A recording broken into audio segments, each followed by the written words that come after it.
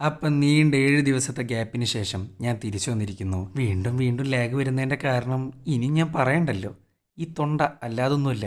ഈ ഒടുക്കത്തെ ലാഗ് കാരണം നമ്മുടെ ചാനലിലെ റീച്ച് നന്നായിട്ട് പോയിട്ടുണ്ട്. കാരണം കൺസിസ്റ്റൻസി എന്ന് പറയുന്ന ഒരു സാധനം ഞാനായിട്ട് കീപ്പ് ചെയ്യേണ്ട ഒരു കാര്യമാണ്. അതെന്നെക്കൊണ്ട് പറ്റുന്നില്ല. അതിൻ്റെ മെയിൻ കാരണമാണ് തൊണ്ട. ഈ സൗണ്ട് കേൾക്കുമ്പോൾ തന്നെ നിങ്ങൾക്ക് മനസ്സിലാവും ഇന്നത്തെ വീഡിയോയിലും സൗണ്ട് വളരെ മോശമായിരിക്കും. പക്ഷെ എന്നെ കുറ്റം പറഞ്ഞിട്ട് കാര്യമില്ല. ഇതിപ്പോൾ രണ്ടാമത് ട്രീറ്റ്മെൻറ്റ് എടുക്കുന്ന അവസ്ഥയിലേക്ക് കാര്യങ്ങളൊക്കെ വന്നിട്ടുണ്ട്. അപ്പം ഞാൻ അതിനെക്കുറിച്ച് പറഞ്ഞ് ലേഖാക്കുന്നില്ല. ഡയറക്റ്റായിട്ട് സിനിമയിലേക്ക് കടക്കുകയാണ്. ഒരു അമ്മയുടെ പ്രതികാരം, എന്നാൽ ആ പ്രതികാരം ഒരു ലഹരിയായിട്ട് മാറിയാൽ എങ്ങനെയുണ്ടാവും? ഇതാണ് ഈ ഒരു സിനിമയുടെ ഒരു വൺ ലൈൻ. ബാക്കി ഞാൻ പറയുന്നില്ല. സിനിമയുടെ അവസാനത്തിലൊരു ട്വിസ്റ്റും കാര്യങ്ങളൊക്കെ ഉണ്ട്. അത് എത്രത്തോളം വർക്കാവുന്നും എനിക്കറിയില്ല. എന്തായാലും ഈ ഒരു സിനിമ എനിക്ക് നന്നായിട്ട് ഇഷ്ടപ്പെട്ടു. സംഭവം ഒരു മാരക ഐറ്റമൊന്നും അല്ലാട്ടാ. നമ്മൾ കണ്ടുമടുത്തിട്ടുള്ള ഒരു ക്ലീഷേഡ് ഐറ്റം തന്നെയാണ് വിത്ത് എ ട്വിസ്റ്റ്. അത്രയേ ഉള്ളൂ. അപ്പോൾ ഞാൻ കൂടുതലൊന്നും പറഞ്ഞ് ലേഖാക്കുന്നില്ല. നേരെ സിനിമയിലേക്ക് കടക്കാം.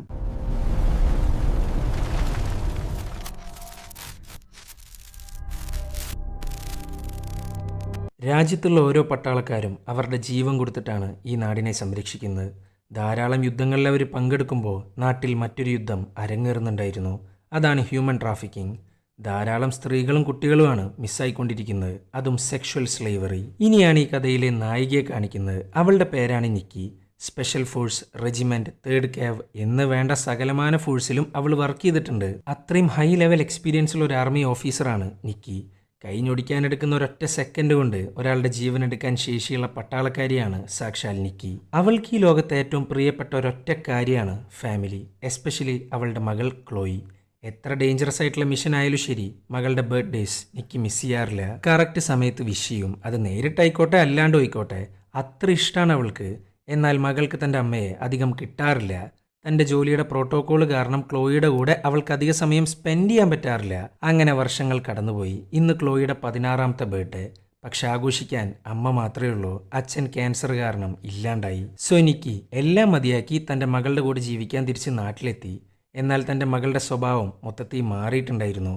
16 വയസ്സായി, വലിയ കുട്ടിയാണെന്നുള്ളൊരു കോംപ്ലക്സ് അവളുടെ ഉള്ളിൽ വർക്കാവാൻ തുടങ്ങി. നിക്കി ചെയ്യുന്ന കാര്യങ്ങളെല്ലാം, അല്ലെങ്കിൽ അവളെ ട്രീറ്റ് ചെയ്യുന്ന രീതികളെല്ലാം വളരെ ചൈൽഡിഷ് ആയിട്ടാണ് ക്ലോയ്ക്ക് തോന്നുന്നത്. അവൾക്കിപ്പോൾ അവളുടെ ഫ്രണ്ട്സ് മാത്രമാണ് പ്രധാനം. അങ്ങനെ ക്ലോയ് പറയാണ്, ഞാൻ ഇന്ന് രാത്രി ഒരു 9 മണിയാകുമ്പോൾ ഫ്രണ്ട്സിൻ്റെ കൂടെ ഒന്ന് പുറത്തു പോകും.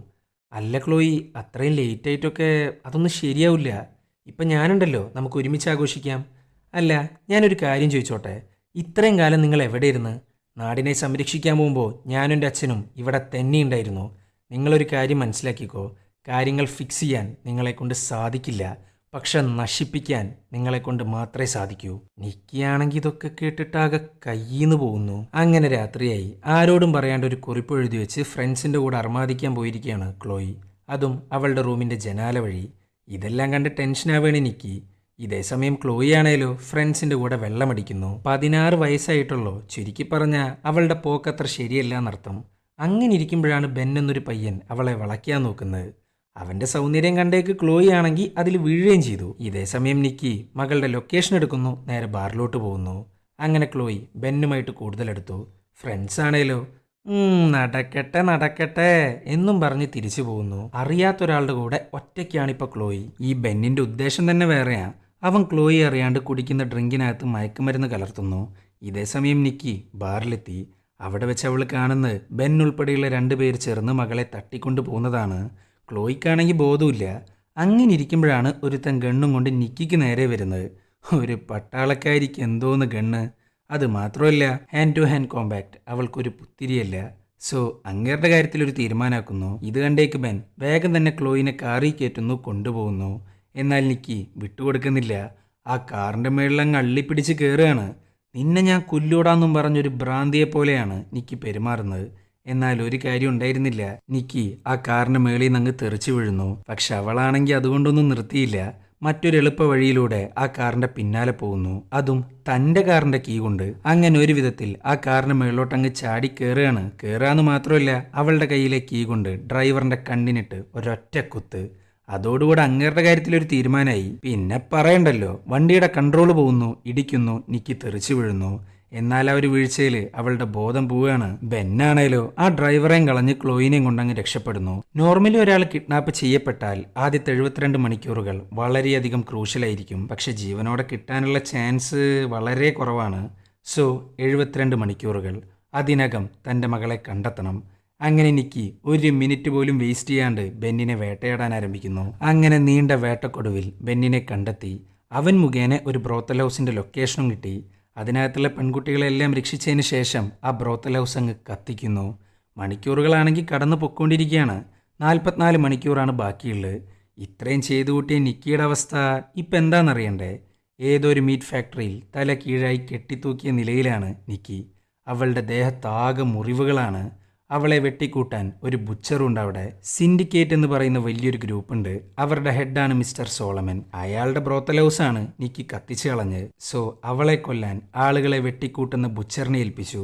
അങ്ങനെയാണ് നിക്കി അവിടുന്ന് ഇങ്ങോട്ടെത്തുന്നത്. അത് മാത്രമല്ല, അവൾക്ക് ഈ ബ്രോത്തൽ ഹൗസിന്റെ ലൊക്കേഷൻ കൊടുത്ത ബെന്നിനെ വെട്ടിക്കൂട്ടാൻ വെച്ചിരിക്കുകയാണ് സാക്ഷാൽ ബുച്ചർ. നിക്കി, നീ ആളും തരം നോക്കി കളിക്കണ്ടേ? സിൻഡിക്കേറ്റിന്റെ ബ്രോത്തൽ ഹൗസൊക്കെ കത്തിക്കാന്ന് പറഞ്ഞ അപ്പാ, നിന്റെ ധൈര്യം ഞാനങ്ങ് സമ്മതിച്ചു. എൻ്റെ മകൾ ക്ലോയി എവിടെ? അവന്മാർ തട്ടിക്കൊണ്ടുപോകുന്ന ചരക്കുകൾക്ക് ഇപ്പോൾ പേരുണ്ടോ? അതെന്തേലും ആവട്ടെ, നിന്നെ ഞാനിപ്പോൾ വെട്ടിക്കൂട്ടാൻ പോവാൻ. നീ കളിച്ചിരിക്കുന്നത് സിൻഡിക്കേറ്റുമായിട്ടാണ്, സോളമനുമായിട്ടാണ്. നീ കത്തിച്ചു കളഞ്ഞ ബ്രോത്തൽ ഹൗസിൽ അവൻ്റെ ചരക്ക് ഒരുപാടുണ്ടായിരുന്നു. അവരെയെല്ലാം തുറന്നു വിട്ടു, രക്ഷിച്ചു. എത്ര കോടികളാ നഷ്ടം എന്നറിയോ? എന്തായാലും നിന്നെക്കുറിച്ച് ഞങ്ങൾ ഒരുപാട് അന്വേഷിച്ചു, അറിഞ്ഞു നീ ആരാന്നും എന്താന്നും.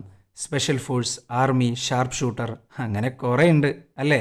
എൻ്റെ മകളെവിടെ? അവൾ എവിടെയുണ്ടെന്ന് പറഞ്ഞാൽ നിനക്ക് ഞാൻ ഒരു ചാൻസും കൂടെ തരും. ഇല്ലാന്നുണ്ടെങ്കിൽ ഇത് കേട്ടേക്ക് ബുച്ചറാണെങ്കിൽ ചിരിച്ചുകൊണ്ടിരിക്കുകയാണ്. നിൻ്റെ ഈ ചങ്കൂറ്റം എനിക്ക് ഒരുപാട് അങ്ങ് ഇഷ്ടപ്പെട്ടു. അപ്പം പിന്നെ ആ ചങ്കൂറ്റം ഒന്ന് ടെസ്റ്റ് ചെയ്യണ്ടേ എന്നും പറഞ്ഞ് നെഞ്ചത്ത് വരഞ്ഞുകൊണ്ടിരിക്കുകയാണ് ബുച്ചർ. അവൾക്കാണെങ്കിൽ വേദന സഹിക്കാൻ വയ്യ.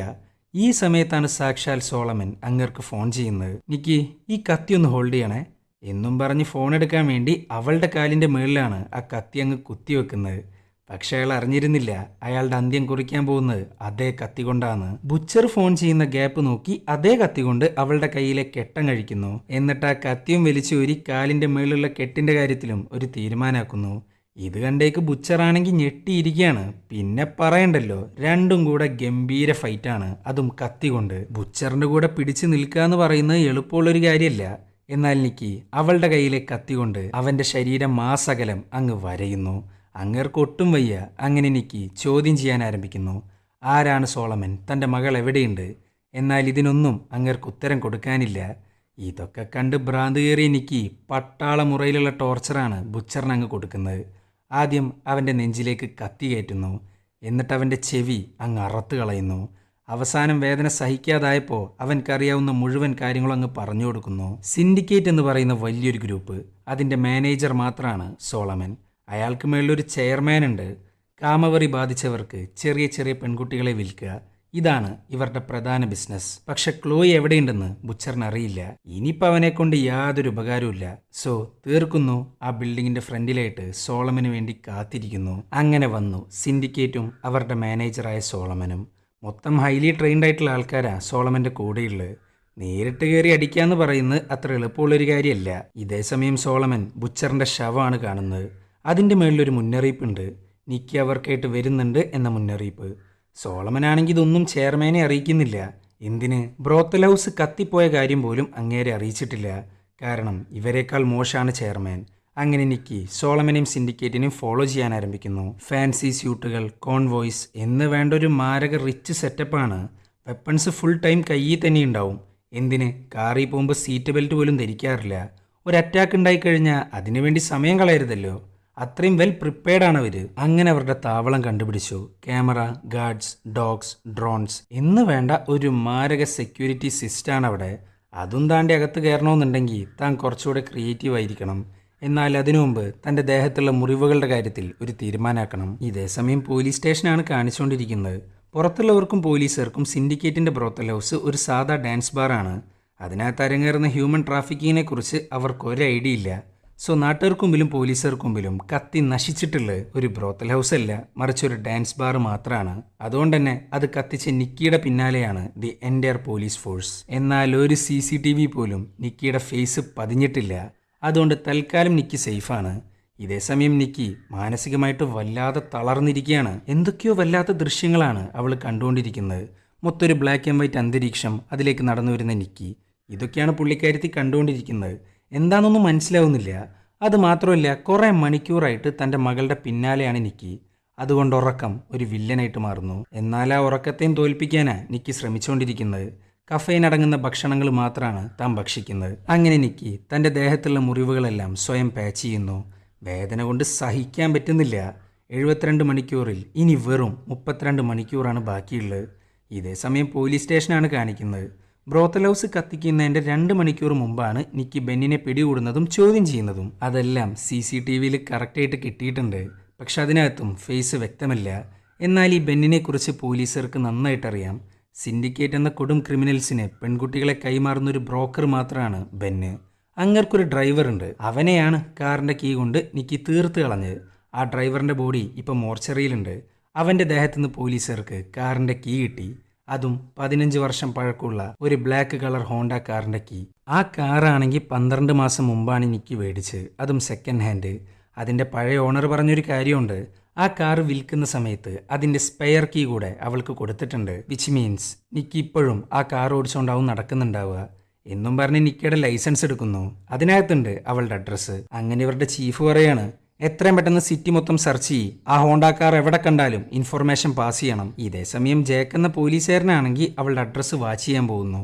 അങ്ങനെ നിക്കി ഒരു സ്റ്റോറിലോട്ട് പോകുന്നു. ശക്തിയായിട്ടുള്ള ഹാർനസും സ്കേറ്റിംഗ് ബോർഡും വാങ്ങിക്കുന്നു. ഇതേസമയം സാക്ഷാൽ ചെയർമാനെയാണ് കാണിക്കുന്നത്. ബ്രോത്തൽ ഹൗസ് കത്തിയ കാര്യങ്ങളെല്ലാം പുള്ളിക്കാരൻ അറിഞ്ഞിട്ടുണ്ട്. അറിയാമെന്ന് മാത്രമല്ല, മാനേജറായ സോളമനെ വിളിച്ച് തെറിയാണ് പറയുന്നത്. എടോ സോളമാ, താനൊക്കെ എന്താടോ ചെയ്യുന്നത്? നാളെ രാത്രി ഒരു ഷിപ്മെൻറ്റ് എക്സ്പോർട്ട് ചെയ്യാനുണ്ട്. അതിനൊരു തടസ്സവും വരാൻ പാടില്ല.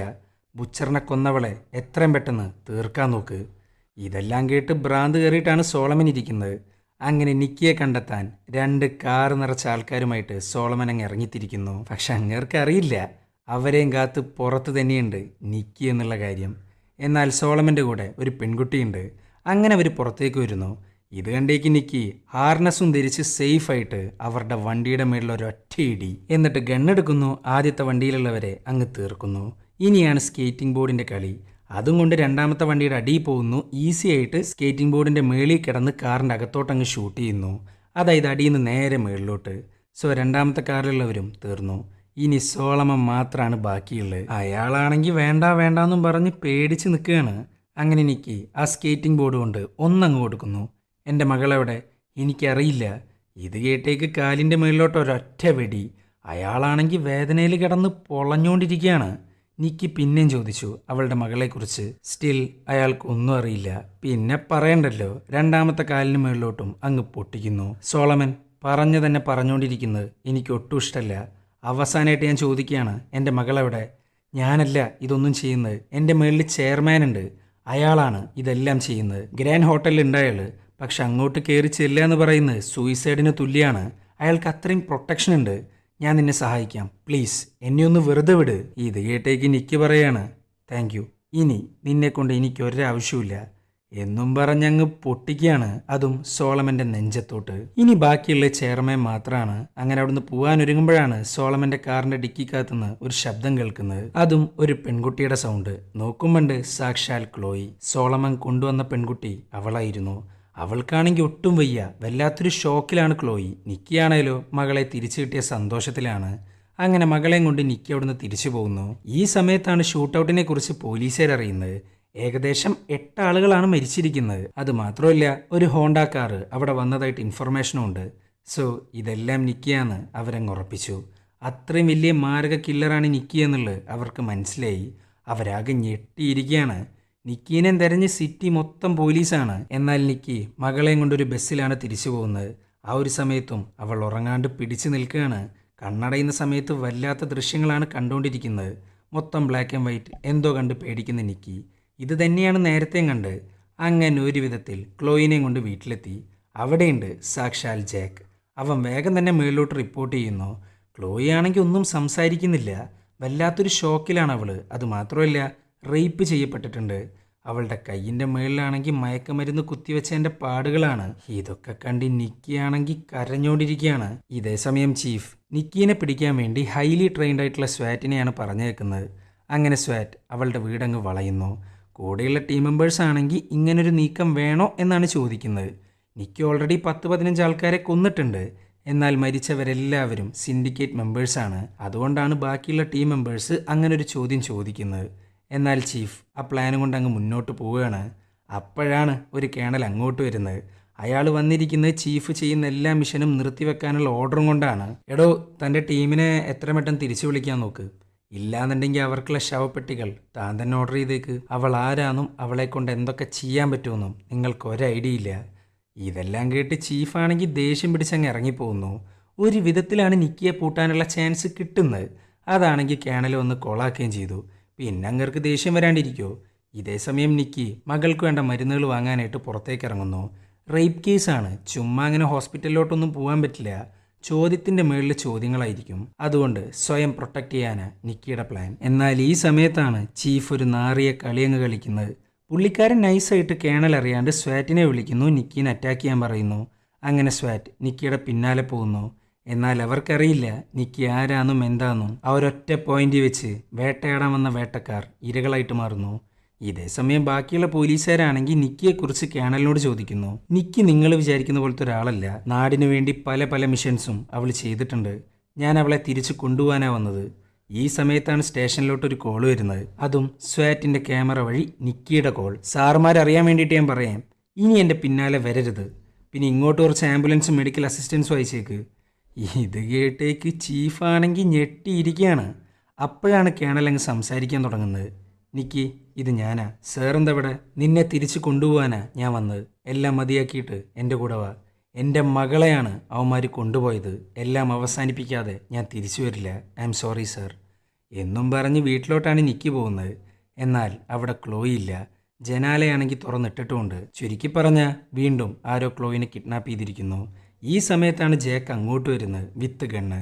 നിക്കിക്ക് എന്തോന്ന് കണ്ണ്, അതങ്ങ് പിടിച്ചെടുക്കുന്നു. അവൻ രണ്ടം കലക്കുന്നു. താൻ പോലീസാന്ന് പറഞ്ഞുകൊണ്ട് മാത്രം അവനെ കൊല്ലാതെ വിടുന്നു. അവൾ ആകെ ഭ്രാന്ത് കയറിയിട്ടാണ് നിൽക്കുന്നത്.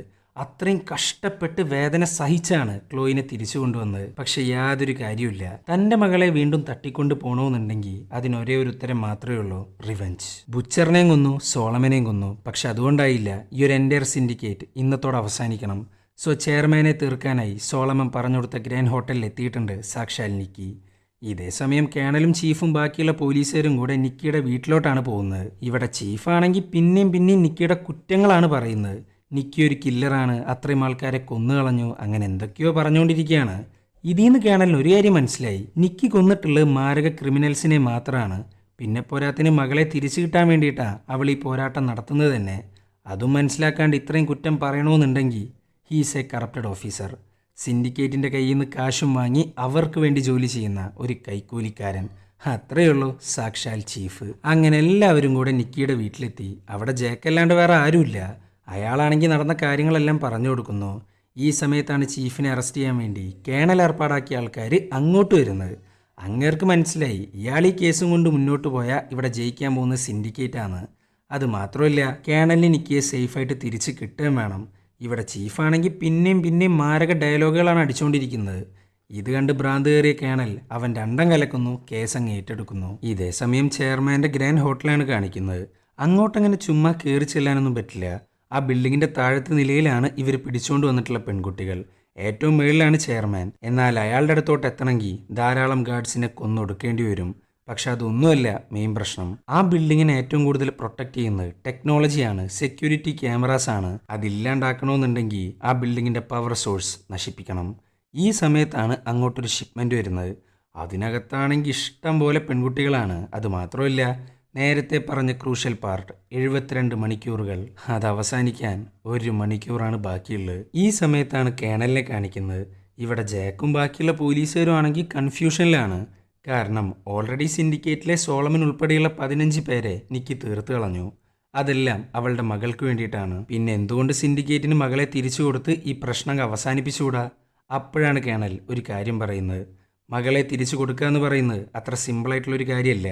ഇതേ സമയം ഗ്രാൻഡ് ഹോട്ടലാണ് കാണിക്കുന്നത്. നിക്കി അവളുടെ കാറും കൊണ്ട് പവർ സോഴ്സിൻ്റെ അടുത്തോട്ടാണ് പോകുന്നത്. എന്നിട്ട് പെട്രോൾ അങ്ങ് തുറന്നു വിട്ട് ഒരു തുണിശീലയിൽ തീയും കത്തിച്ചു വെച്ച് ബിൽഡിങ്ങിൻ്റെ അകത്തോട്ട് പോകുന്നു. ആദ്യം ഫ്രണ്ടിലെ ഗാർഡ്സിനെ അങ്ങ് ഇല്ലാതാക്കുന്നു.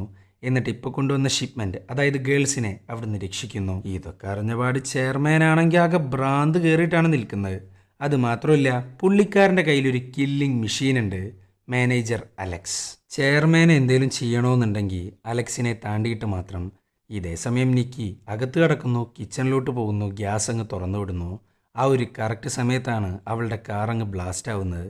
അതോടൊപ്പം പവർ സോഴ്സും. So the entire security camera and technology അങ്ങ് ഇല്ലാണ്ടാകുന്നു. പിന്നെ പറയണ്ടല്ലോ, എല്ലാ ഗാർഡ്സും കൂടെ ഗണ്ണും കൊണ്ട് അങ്ങ് ഇറങ്ങുകയാണ്, അതും നേരെ കിച്ചണിലോട്ട്. അതുമാത്രമല്ല, അപ്സ്റ്റെയറിലായിട്ട് ഒരു കൂടിനകത്ത് ഒരു പെൺകുട്ടിയെ പിടിച്ചു വെച്ചിരിക്കുന്നു. ഇതേസമയം ഗാർഡ്സ് ആണെങ്കിൽ കിച്ചണിലെത്തി.